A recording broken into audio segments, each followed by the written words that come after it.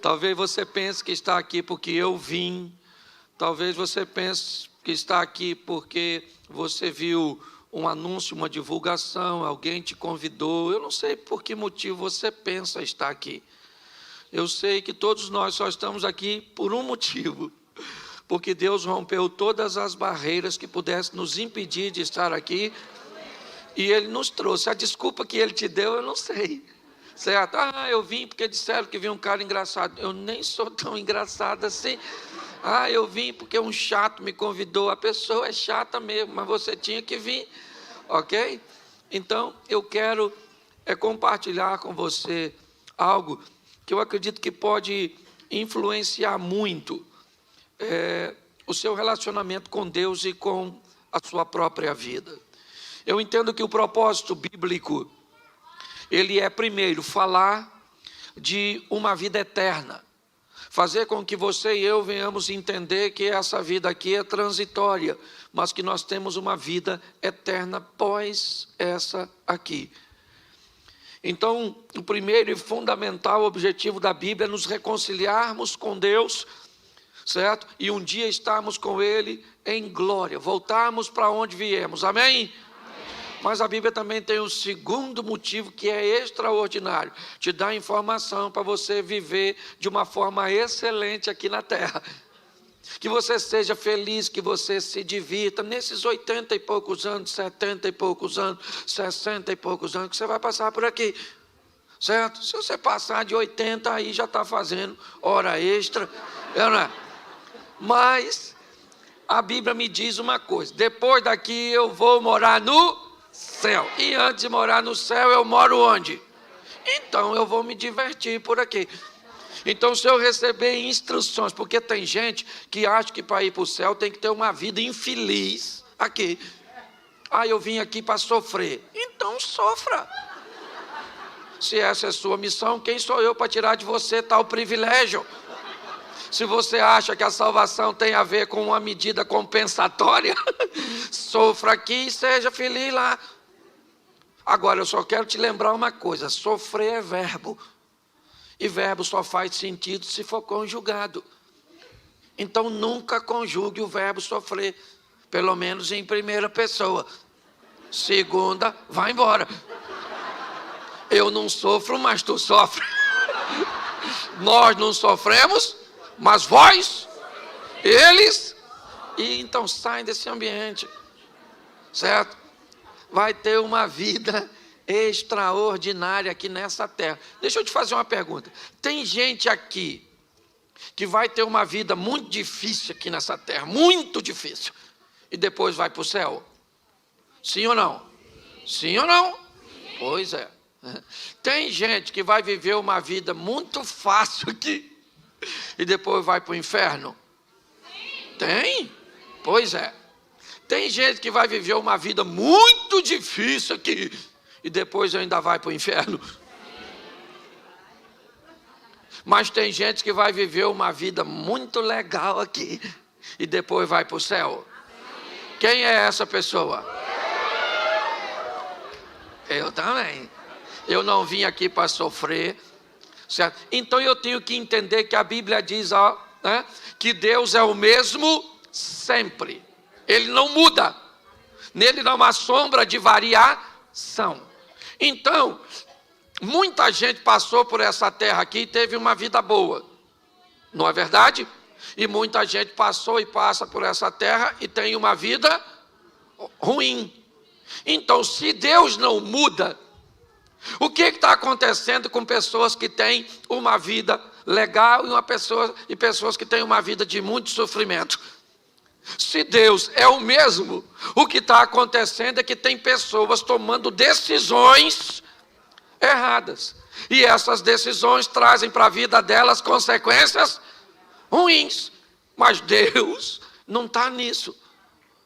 Ou só está pregando vida fácil? Eu não estou pregando vida fácil. No mundo tereis?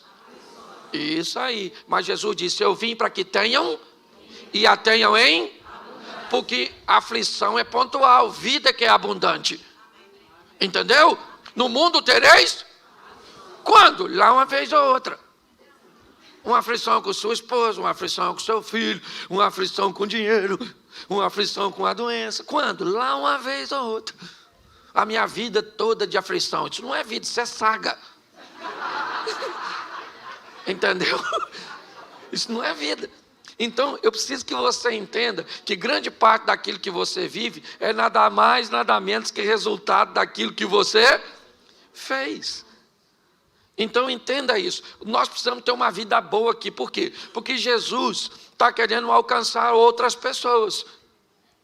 E para alcançar outras pessoas, Ele quer usar seus missionários, seus representantes, que somos. Então, as pessoas olham para quem? Para a nossa vida, para saber se o Deus que está gerenciando ela é legal. Entende? Hoje nós somos propagandas. Aliás, sempre fomos, está todo mundo de olho em nós. Será que eu quero... Como é que é o seu Deus? O meu Deus é muito bom. Uma vida de muito sofrimento, de muita luta. Mas no final, sabe, é muito difícil. Se alguém vier me falar de um Deus assim, eu vou falar, fica com ele, que eu não estou afim disso não. Certo? Eu quero alguém que diga assim, meu Deus é 10. Treinador, sabe o que é? Treinador de UFC. Entende? Eu estou na luta, nas batalhas, mas eu estou vencendo. Uma hora levo umas pancadas aqui, outras ali, mas no final de tudo, levanta a minha mão e sou eu que ganhei essa história. Nós temos que levar uma visão positiva para as pessoas. E daí, eu preciso te dizer mais uma coisa antes de ler o texto. Que a história bíblica ela é feita de trevas e luz. Reino das trevas em batalha contra o reino da luz. Reino das trevas, na verdade, é representando a ignorância. E o reino da luz, o conhecimento. É assim. O que nós temos que entender é que há uma batalha entre conhecimento e ignorância, entre luz e trevas. Porque o conhecimento liberta e a libertação te leva para uma nova fase da sua vida. Conhecereis a verdade e a verdade vos... Isso, Jesus é a verdade, sim ou não? Mas a verdade também é a verdade. A verdade sobre coisas. Por exemplo, quantos brasileiros temos aqui? Levanta a mão, os brasileiros. Baixa a mão. Então você vai entender o que eu vou falar, é para eu não dar um exemplo equivocado. Quem aqui lembra, né? Quando você era pequenininho assim, se você chupar uma manga, não pode tomar leite, que senão você morre. Levanta a mão. Isso aí. Quem lembra assim, quando estiver dando uma trovoada, cobre o espelho, senão atrai. Levanta a mão. Nossa, brasileiro é fantástico. Você lembra disso? Só terminou de jantar, se tomar banho, morre. Quem lembra disso? Todos nós já fomos ignorantes. Presta atenção. Hoje, se você chegar em casa, tiver uma manga e um litro de leite, você faz o que se você tiver com fome? Você faz o quê? Uma vitamina? Hoje você faz? Antes você fazia? Não. Lembra do chinelo virado? Chinelo virado, você passa mal. Nossa, chinelo virado é um negócio extraordinário, né? Dava até para virar o da sogra. Escute só. O que aconteceu com o chinelo virado? O que aconteceu com a manga com leite? O que aconteceu com o banho depois do jantar? Porque você recebeu alguma coisa que acabou com tudo isso. E sabe o nome disso? Verdade. Quando a verdade chega, põe a ignorância para fora. Nós precisamos tomar posse da verdade. Entendeu? Da palavra de Deus como verdade na nossa vida. Porque quando assim fizermos, vamos tomar algumas decisões que nem todo mundo irá tomar. E eu quero falar basicamente de 3 coisas com você. E vai ser rapidinho. Quando você vê, acabou. Vai ser com anestesia. Abra sua Bíblia, por favor, Mateus 14. Versículo 22. Mateus 14, 22. Posso ler? Amém? Logo a seguir, Jesus fez com que os seus discípulos entrassem no barco e fosse adiante dele para o outro lado, enquanto ele despedia as multidões. Tendo despedido as multidões, ele subiu ao monte a fim de orar sozinho, e ao cair da tarde, lá estava ele só. Entretanto, o barco já estava longe, a uma distância da terra, açoitado pelas ondas, porque o vento era contrário. Na madrugada, ou na 4ª vigília, Jesus foi ter com eles, andando por sob o mar. E os discípulos, porém, vendo andar sob o mar, ficaram apavorados e disseram: é um fantasma! E tomados de medo, gritaram. Mas Jesus imediatamente lhes disse: coragem, sou eu, não tenhas medo. E Pedro disse, repita comigo, Pedro disse. De novo, Pedro disse. Olha o que Pedro disse, não precisa repetir não. Se é o Senhor mesmo, mande que eu vá até aí, andando sobre as águas. Feche seus olhos. Senhor nosso Deus e Pai, continue falando conosco. Usa-me como um canal de bênção, e que a Tua verdade prevaleça na nossa mente, ó Pai, dando direção às nossas emoções, em nome de Jesus. Você pode dizer amém? Preste atenção, porque isso aqui é magnífico. Jesus chamou os seus discípulos e disse assim: entrem nesse barco. Em algumas traduções diz, compeliu, mandou, obrigou, insistiu. Eu não sei qual a tradução você tem na mão. Eu só sei que qualquer uma que você tenha, ela significa uma coisa: os discípulos não estavam a fim de entrar. Por quê? Porque a última vez que estiveram com Jesus no barco foi um sacrifício. Quase fundou. Jesus aqui levantou e falou: cala a boca, vento, fica quieto, mar, não quero nem marola, agora é piscina. Os discípulos levaram um susto. E da outra vez Jesus estava no barco. Dessa vez Jesus falou assim: vão vocês que eu vou depois. Os caras estavam a fim de ir. Da outra vez, se afundasse para eles, afundava para Jesus. E agora que Jesus disse: vão vocês que eu vou depois. Perguntinha básica na cabeça do discípulo: como? Se nós vamos no barco? Olhando por outro evangelho, os discípulos estavam tão preocupados que deixaram um barquinho. Depois você lê, que eu não sou obrigado a ler tudo. Mas eles deixaram um barquinho, porque se Jesus disse que vai depois, eles têm que criar um meio de Jesus ir. Entraram no barco e foram. Jesus disse o quê? Vão vocês, que eu vou despedir a multidão, vou fazer uma oração e depois eu vou. E os discípulos foram, sim ou não? Sim. O vento era contrário, escureceu. O texto diz que Jesus foi encontrar com ele na 4ª vigília. Tu sabe que hora é 4ª vigília? Tem gente que não sabe nem que hora é a primeira. Bom, vamos lá. A primeira vigília começa às 18 horas. De 18 a 21, primeira vigília. Jesus foi? Então até às 9 da noite Jesus não chegou. Certo? De 9 à meia-noite, a segunda vigília. Jesus chegou. O vento contrário. De meia-noite às 3 da manhã. Jesus chegou. Ele falou que ia. Pois é, há quanto tempo você está escutando que Jesus falou que está vindo? E aí parece que está demorando, né? Pois é, mas fica pronto, porque ele falou que vai vir, ele vem. Tem gente que quer saber se é milenista, pós-milenista, pré-milenista.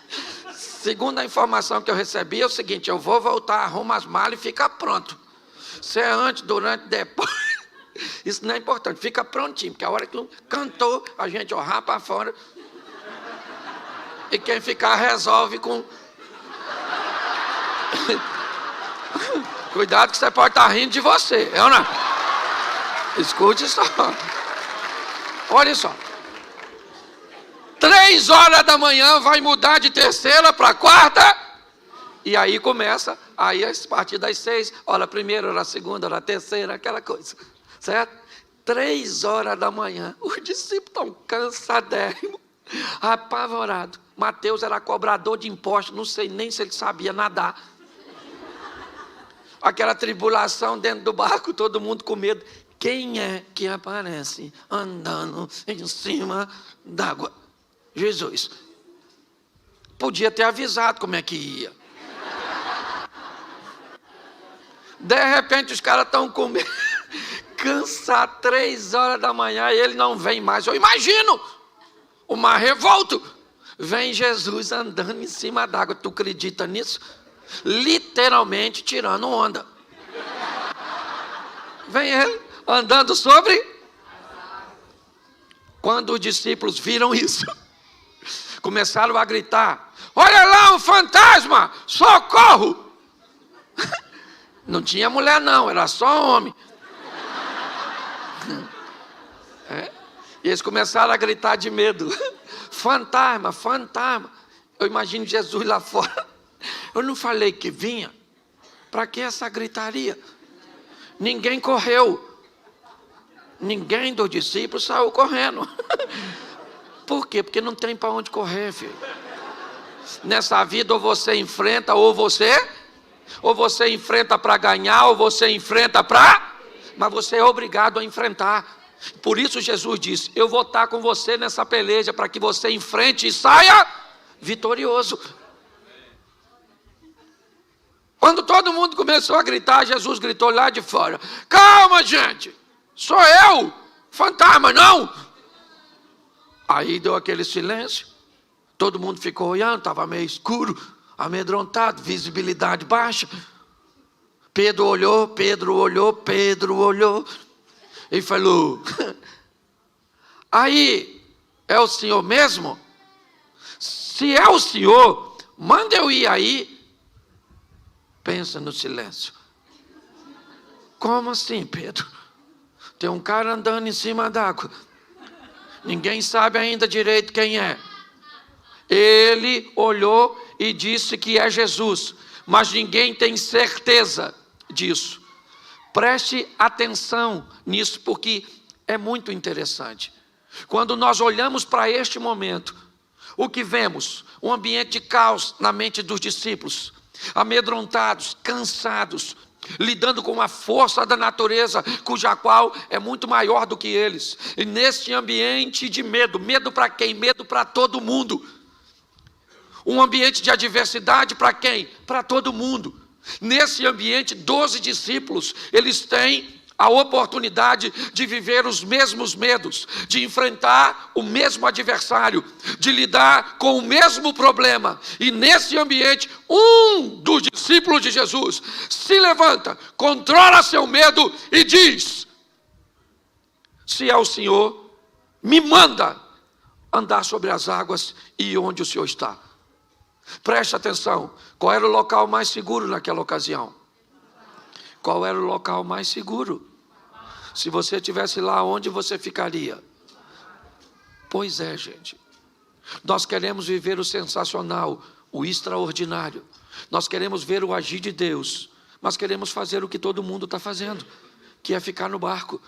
Está na hora de sairmos do barco e protagonizarmos nossa própria história.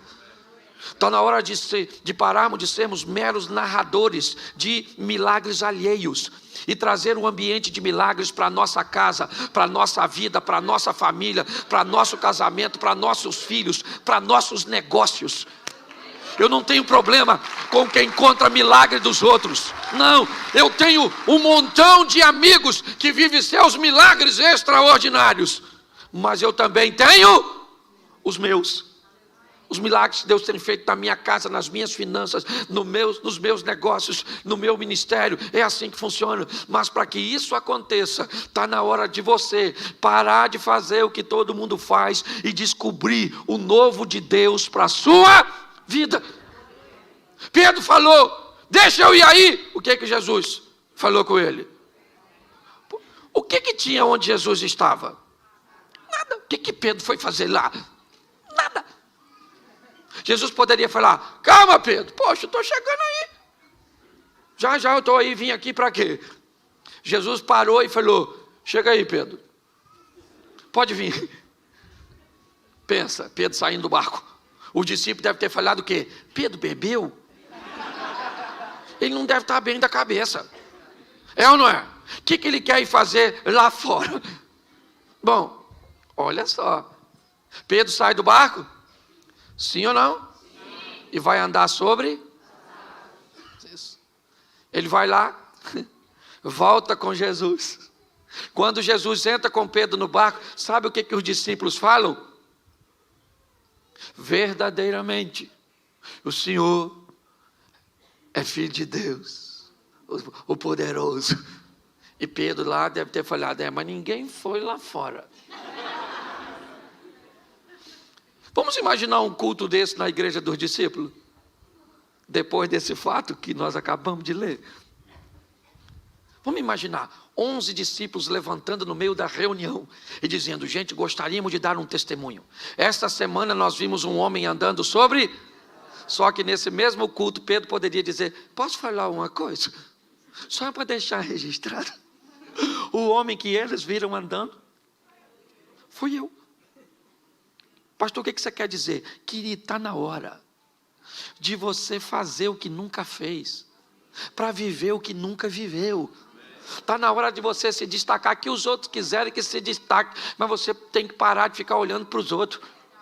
Entenda o que Deus quer fazer na sua vida, para onde Ele quer te levar, a oportunidade que Ele quer te dar. É isso que eu quero que você entenda nesse momento. Faça algo de novo pelo seu casamento.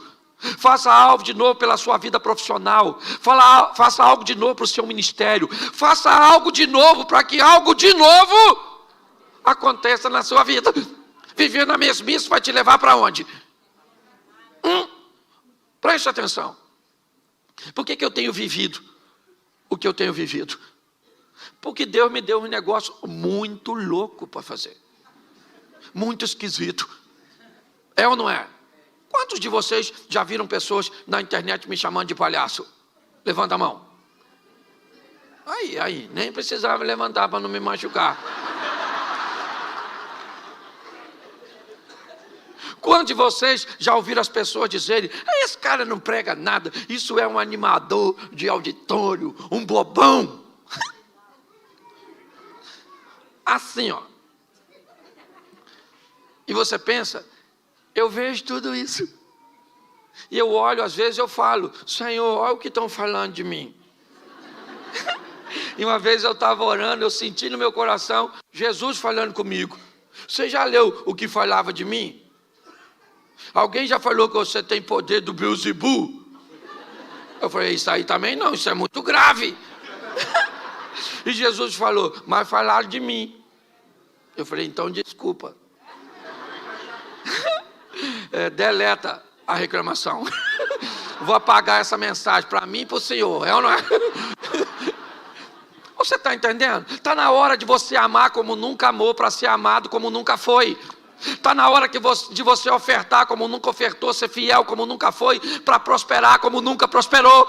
Está na hora de você orar como nunca orou, para ter poder como nunca teve. Está na hora de você cuidar de seus filhos como nunca cuidou, para amanhã eles cuidem de você como você jamais imaginou que eles cuidariam. Está na hora de nós fazermos o extraordinário. Sensacional. Saia desse barco, meu filho, e vai andar sobre, porque você vai ter história para contar. A respeito de quem? De você mesmo. Isso. Porque a irmã, sabe aquele que passa por cima da nota de 100 euros e o de trás diz: achei.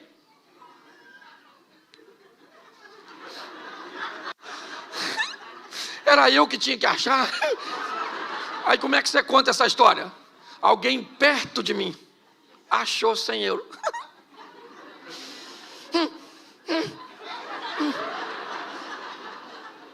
Hoje eu vejo muita gente, certo? Que na hora de contar suas histórias diz que elas aconteceram onde? Pertinho dele. É o marido da outra que mudou. É o filho da outra que... É o ministério do outro. É o outro que viu. É o outro que sentiu. Para com isso. Vamos viver nossas próprias histórias. Deus está esperando que você faça o que você nunca... É isso que eu quero usar. Ousadia. Pedro saiu do barco? Qual discípulo foi atrás dele? Qual discípulo foi atrás dele? Pois é. E quem estava no barco provavelmente estava torcendo para acontecer o que com Pedro? Porque quem não sai do barco detesta ver gente que sai. Eu imagino, Tiago e João eram sócios de Pedro no barco. O que eles devem ter pensado quando Pedro saiu? Deixa aí. Se morrer, a sociedade melhora na porcentagem. Sim. Posso falar uma coisa para você, marido? Faça o que você nunca fez para essa mulher. Você gostaria de ter uma esposa como princesa? A pergunta é muito simples. Você é capaz de se transformar num príncipe?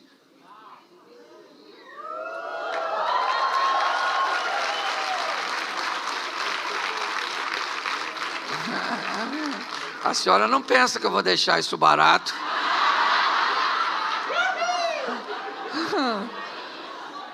A senhora não pensa.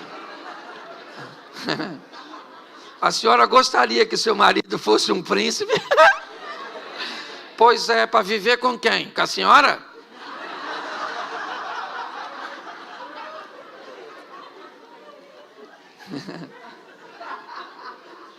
Você lembra da história do príncipe que era um sapo? Lembra? Quem beijou? A princesa. Quem se torna príncipe e princesa tem poder para transformar sapos. O que acontece é que nós não estamos mudando porque estamos esperando o outro mudar. Exatamente. E tem que começar por alguém. E esse alguém quem é? Sou eu. É isso aí, eu. Ninguém falou, só eu e a dona aqui.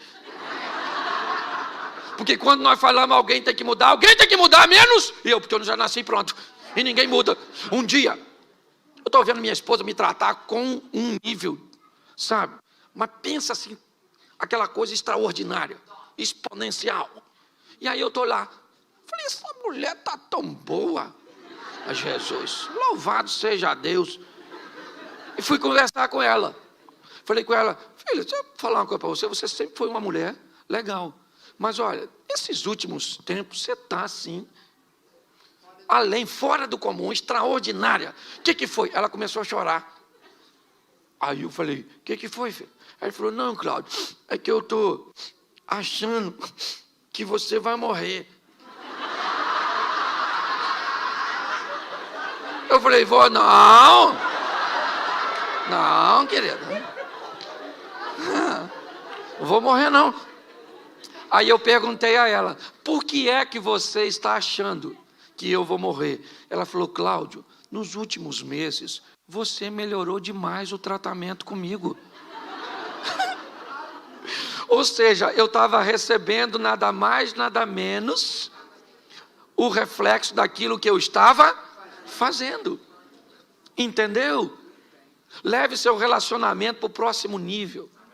Vai lá, dê um abraço no seu filho, não interessa a idade do seu filho, abrace, diga para ele, meu filhinho, minha filhinha, eu te amo. Ela vai falar o quê? Vai morrer.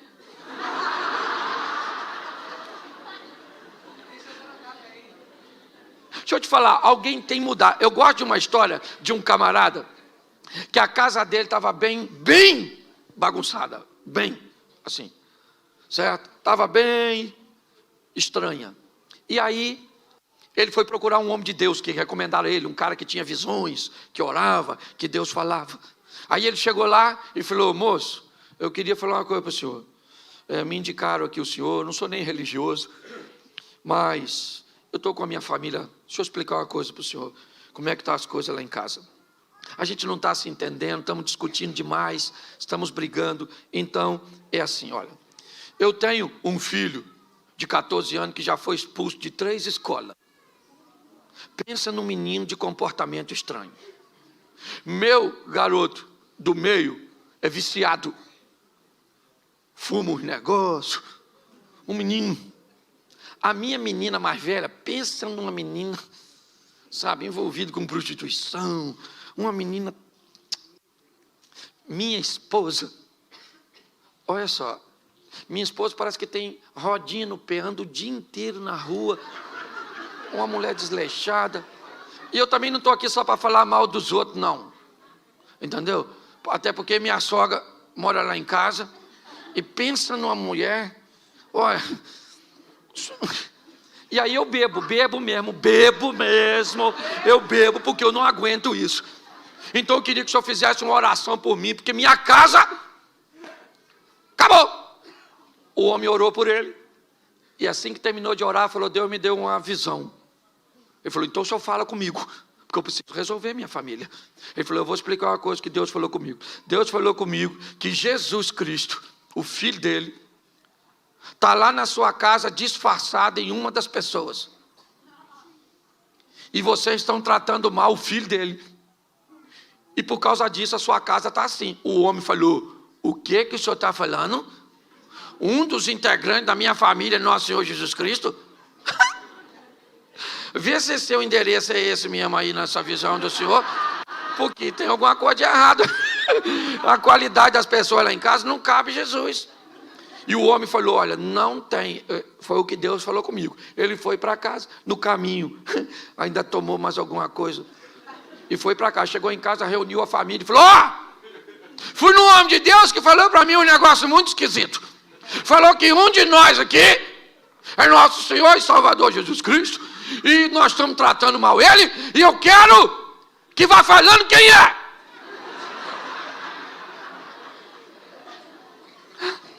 Aí não achava ninguém. O garoto dele mais novo falou: gente, pensa bem, se não foi papai que foi com essa notícia, quem sabe não é ele? Aí a sogra falou: bem capaz de ser esse cachaceiro.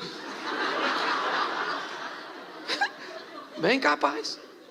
Aí o filho mais velho falou assim: gente, essa história de Jesus não é uma história antiga? Quem sabe não é vovó? O pai falou: Senhor, perdoa esse menino que ele não sabe o que fala. Vê se Jesus... Fica quieto, garoto, drogado. Começou aquela conversa, e daqui e dali, no final não achou ninguém. Quando a conversa acabou, o filho mais velho procurou o pai e falou: pai, falando sério agora com o senhor já pensou se for vovó? E o homem falou assim: eu pensei, meu filho, depois que você falou, porque o pouco que eu conheço de Deus, já ouvi falar que ele faz umas coisas muito estranhas para confundir outras. E eu estou pensando que pode ser sua avó. A partir daquele dia, baseado nisso, ele começou a tratar melhor a sogra.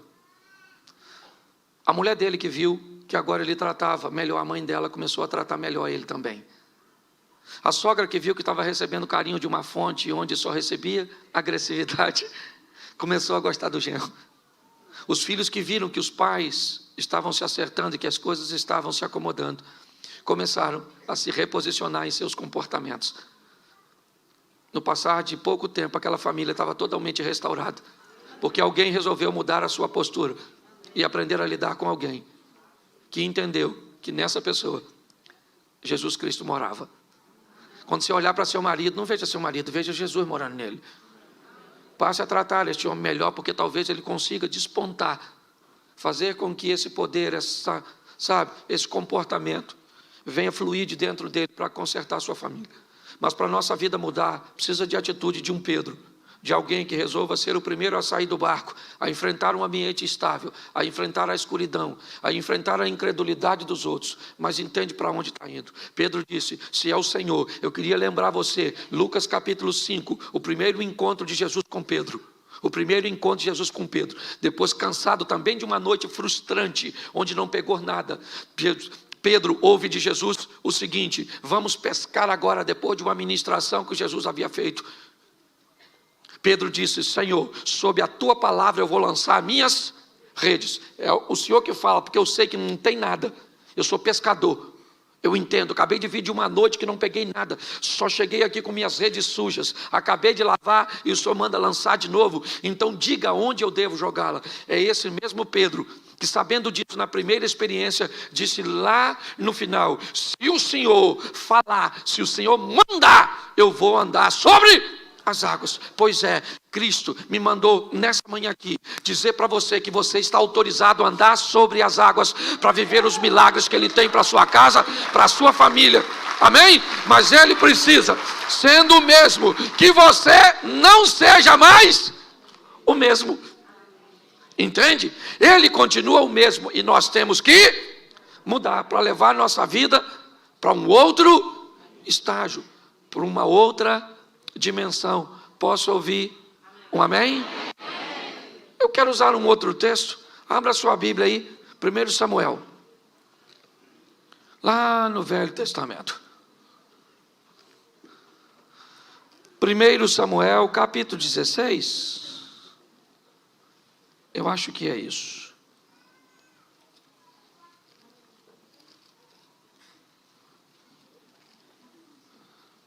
Vamos ao 17, 24, para a gente adiantar.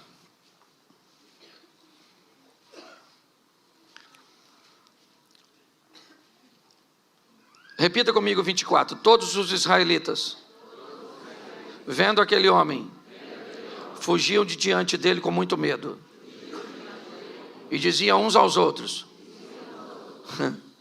vocês viram aquele homem?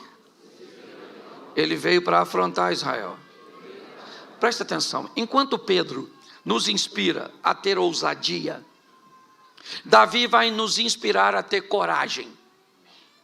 Preste atenção, o texto diz que há um ambiente de guerra no vale de Elá, ou de Socó, não sei como é que está a sua tradução.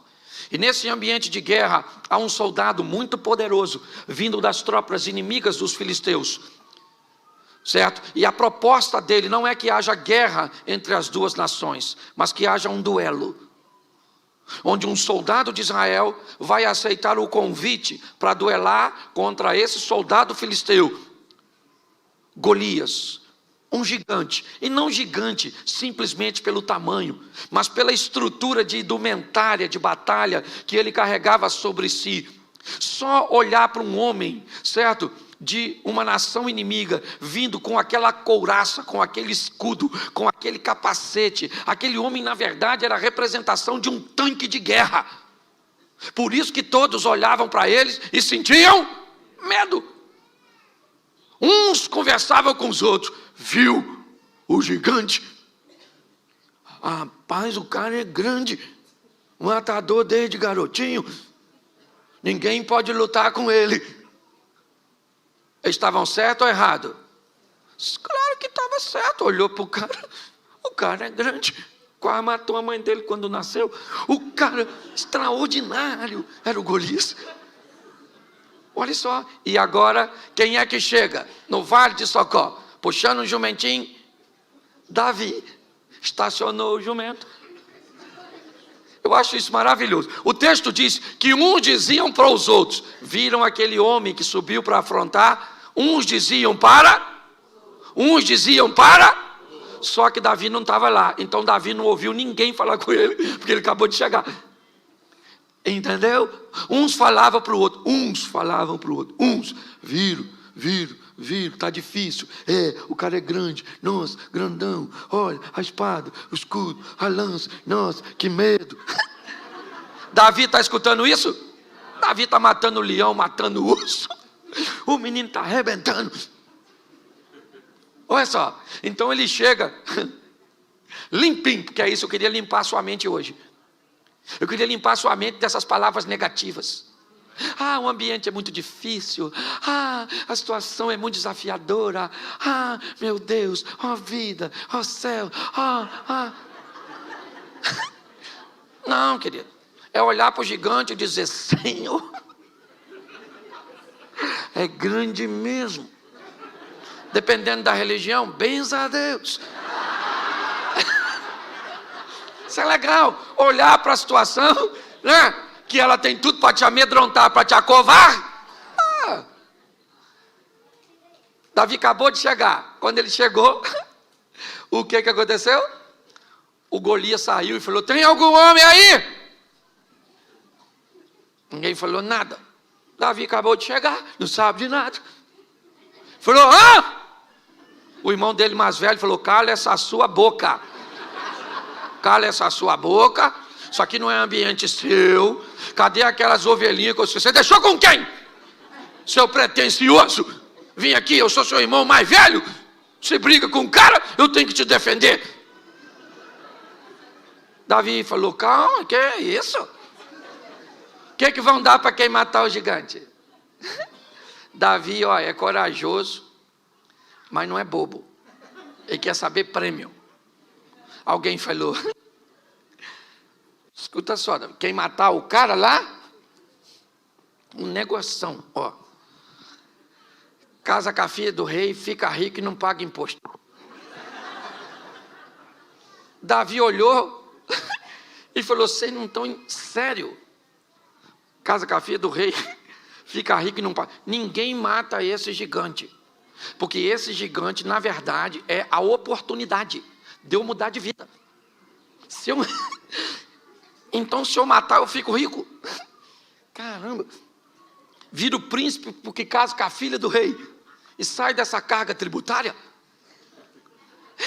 Esse cara não é problema, esse cara é a solução. Você consegue já ir pegando? O problema que você está enfrentando não é problema, ele é a possibilidade que Deus criou para você vencer e se promover. Para ir para a próxima vida. É o próximo estilo de vida. Davi falou: eu mato ele. Alguém falou: essa juventude, esse não mede consequência não. Isso é droga, pode ver onde é que está aí. Dá uma geral nos bolsos dele, que isso está louco. Um garoto querendo falar que vai enfrentar esse menino. Olha só, eu queria que você entendesse, você está em meio a uma adversidade? Tá, é isso o seu problema? É. Você pode tomar posse da palavra de Deus ou arrumar uma chupetinha. É um pirulitozinho, chorar. Não vai adiantar nada, o problema fica lá do mesmo jeito. Lembra quando o capitão do navio de Jonas, onde Jonas estava, ele descobriu que Jonas estava lá? Ele descobriu que a tempestade estava vindo por causa de... O Jonas pulou do barco? O que o capitão fez? Jogou ele. Você está esperando o seu problema ir embora sozinho? Vai não, menino. Pensa em problema, um troço teimoso. Ele não quer sair da sua vida, não. Isso aí é coisa de Zeca Pagodinho. Deixa a vida me levar. Não. Nós temos que tomar desse que levem as coisas ruins.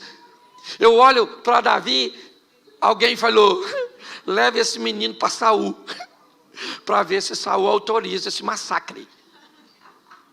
Davi chegou lá, Saul falou: o que foi? Davi falou: é que eu vi um gigante lá grandão, e falou que quer um homem para matar ele, duelo. Então, ô meu filho, sim. Saul deve ter falado: garoto, eu já estou com tanto problema, meu filho, e é você que toca para me dormir. Ai, meu Deus. Mas vai lá, pelo menos nós vamos ter um menino para desafiar um gigante. Lá foi Davi enfrentar o gigante. Uma tiradeira, 5 pedras. Eu acho extraordinário. Por que ele leva 5? Porque isso dá a ele o direito de errar, gente. Você tem que ter uma reserva na sua sacola de fé. Vai dar tudo certo. E se não der? Você tem que ter o plano B. Plano B não é falta de fé.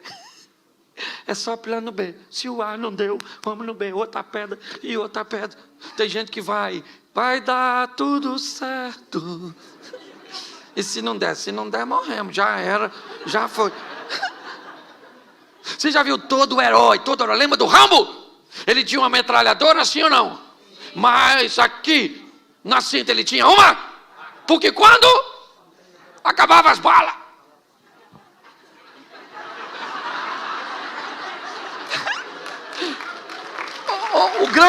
a grande questão da história é que nós achamos que às vezes as coisas vão acontecer logo de início. Vá preparado. Davi foi. Eu acho isso sensacional. Com medo do gigante, sim ou não? Sim ou não? Claro. Olhou para o gigante, mas ele pensou na filha do rei. Caramba, aquela menina, poxa, só tem que viver eu, só isso. Só isso, é só isso. Outra coisa, ovelhinha nunca mais. Agora você é o dono da ovelha, isso aí, imposto, que é isso, imposto? Agora nada de imposto, pagar mais nada. Vamos lá. Quando ele chega, está todo mundo olhando. O gigante e o menino.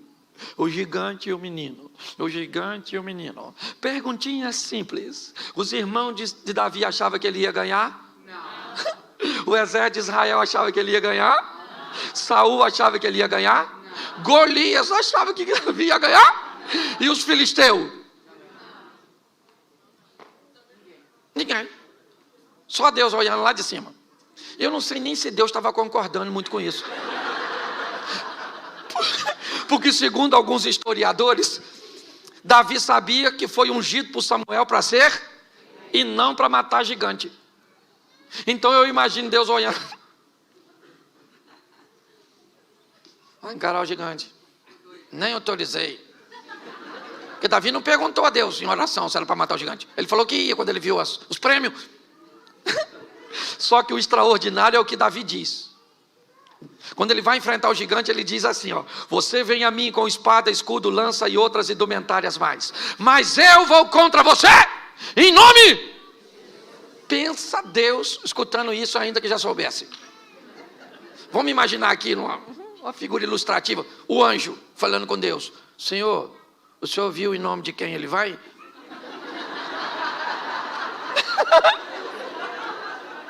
E ele falou que vai em nome do Senhor. E o Senhor dos exércitos é o Senhor. O que Deus deve ter falado? Golias morreu. Se esse camarada vai enfrentar o inimigo em meu, o inimigo já caiu. Você está entendendo? É isso que eu quero que você entenda. Agora, isso é maneiro. Todo mundo torcendo contra Davi. Até o soldado de Israel não queria que ele matasse não, porque era uma vergonha aquele menino matar gigante. E aí tá lá. Davi falou: vou dar uma pedrada na cabeça desse cara. Ô gente, isso para mim inspira a sua juventude. Porque quando é que a gente resolvia coisa na pedrada? O maior vinha te bater, o que você fazia? Vem! Vem agora, vem! O cachorro vinha te pegar, você fazia o quê? Pegava na pedra. Escute isso, você pode rir, não tem problema, isso faz parte do meu ministério. Você não pode perder a mensagem. Suas batalhas só serão vencidas se Deus estiver à frente dela. É com ousadia, fazendo o que ninguém faz, que você vai chegar onde ninguém chegou. Não queira o posto dos outros, queira o local que Deus tem para você. Quando eu olho para esse momento, o que eu vejo? Eu vejo um menino num ambiente de incredulidade, mas um menino que tem uma história com Deus. Foi isso que ele disse para Saul: eu matei leão, eu matei urso. Eu tenho experiências com Deus num ambiente onde ninguém é capaz de enxergar. E é no anonimato que nós aprendemos que Deus vai nos dar oportunidades extraordinárias. Entendeu? Às vezes queremos ser ovacionados, vistos, reconhecidos, mas aprenda uma coisa: é na intimidade, é no secreto, é na oração da madrugada. Entendeu? É naquelas coisas particulares que a nossa fé vai se fundamentando, que vai se estabilizando. É isso. Davi chega agora num ambiente de notoriedade, é verdade, mas trazendo consigo uma bagagem do escondido. É ou não é? Da experiência entre ele e Deus. E ele mata o gigante. A pedrada atinge exatamente, certo, a fronte do gigante e ele cai. Ele morreu, o gigante? Não, Davi pega a espada do gigante. Isso também é uma boa lição. E corta a cabeça do gigante. Posso te dar um exemplo que pode parecer estranho? Você já viu alguém na rua sem dente? Já viu alguém na rua sem braço? Já viu alguém na rua sem cabelo? Já viu alguém na rua sem cabeça? Não. Porque quem corta a cabeça resolve o problema de uma vez por todas. Pare de dar paliativo para o seu problema. Entre nele para vencer de uma vez por todas. Corte a cabeça desse problema. Extirpe este mal de uma vez por todas. Davi agora entra no arraial com a cabeça de Golias nas mãos. E sabe o que é mais interessante? Ele casou com a filha do rei? Não. Saul não deu Merabe para ele, deu para outro indivíduo. Saul fez Davi ficar rico?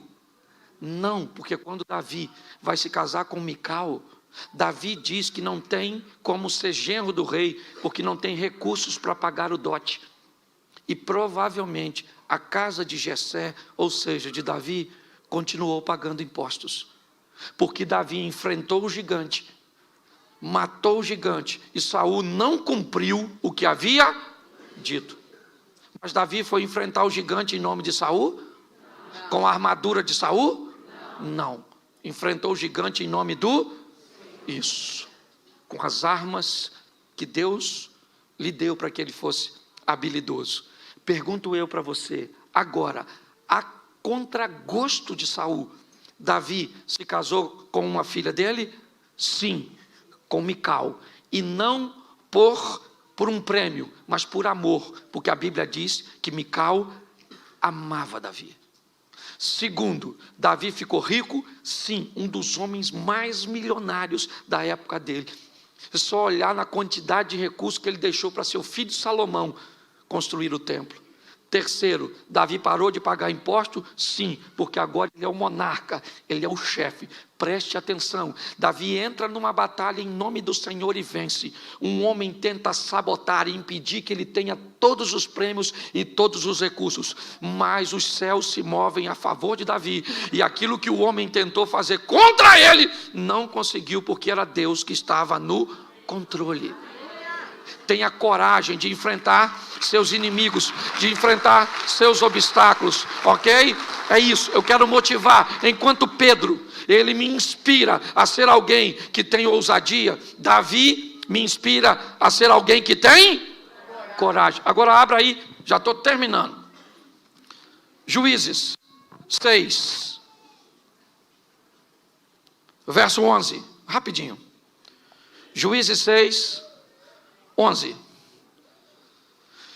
Então o anjo do Senhor veio e assentou-se debaixo do carvalho que está em Ofra, que pertencia a Joás, o Abirezita.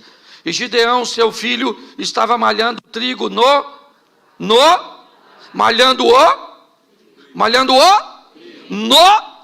Olhe para mim agora, porque eu preciso terminar com você aqui. Primeiro, você sabe o que é um lagar? Sim, um tanque para beneficiamento de uvas, onde as uvas eram pisadas.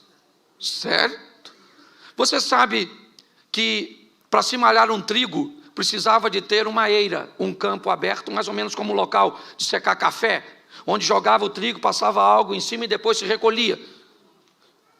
O texto diz que Gideão está malhando o trigo. Num lagar não era um ambiente adequado para se malhar o trigo. Porém, ele não pode fazer isso em campo aberto, porque há um problema com os midianitas. Pergunto eu para você, para Davi malhar o trigo, ele precisava de uma eira, sim ou não? Para Gideão malhar o trigo, ele precisava de uma eira, sim ou não? Sim ou não? Mas ele tinha? Não. Ele precisava? Mas ele tinha? Não. O que ele tinha era o lagar era apertado? Era inapropriado? Era desconfortável? Mas era o que ele? Sabe o que isso representa? Que Gideão precisava de algo que fosse o seu ideal, mas na verdade o que ele tinha no momento era a sua realidade. Eu preciso encarar a minha realidade para alcançar meu ideal.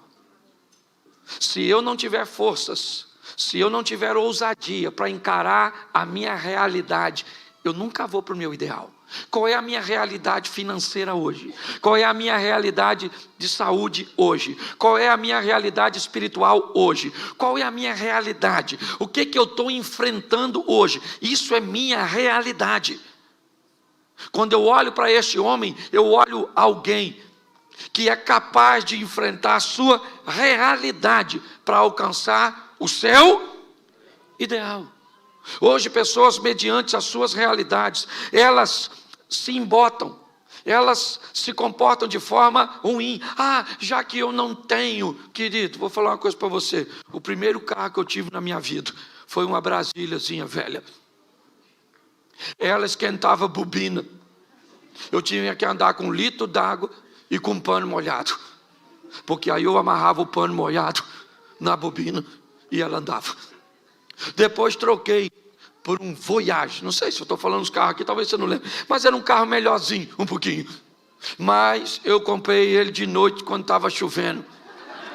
O cara me enganou. E aí eu troquei por outro carro que se apaixonou por reboque.